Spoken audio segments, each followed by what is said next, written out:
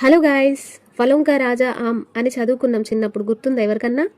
పండ్లలోనే కాదు, పచ్చళ్ళన్నింటిలో కూడా మామిడికాయే మహారాజు.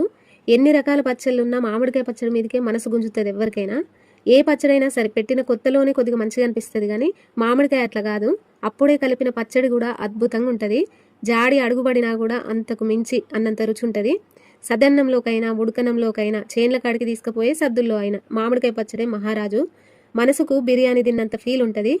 తొలకరి జల్లుల్లో మట్టి పరిమళం ఎంత మధురంగా ఉంటుందో, గా జల్లులు పడుతున్నప్పుడు ఉడుకుడు కన్నంలాగా ఈ మామిడికాయ పచ్చడి వేసుకొని తినుడు కూడా అంతే మంచిగా అనిపిస్తుంది.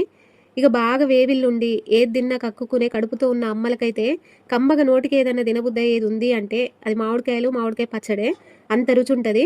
చెప్పుకుంటే చాట భారతం అంత చరిత్ర ఉంది దీనికి. చరిత్రలో కూడా రాజులు మెచ్చిన పండు కనుకనే రారాజు అయ్యింది. ఇక మిగిలిన చరిత్ర ఎప్పుడన్నా చెప్పుకుందాం, కానీ ఇప్పుడు ఒక చిన్న క్వశ్చన్ అడుగుతా.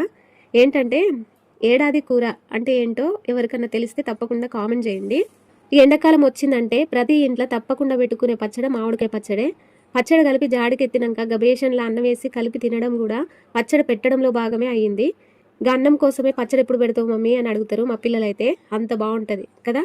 సో వీడియో నచ్చితే లైక్ చేయండి, నా ఛానల్ని సబ్స్క్రైబ్ చేసుకోండి. Thank you, bye.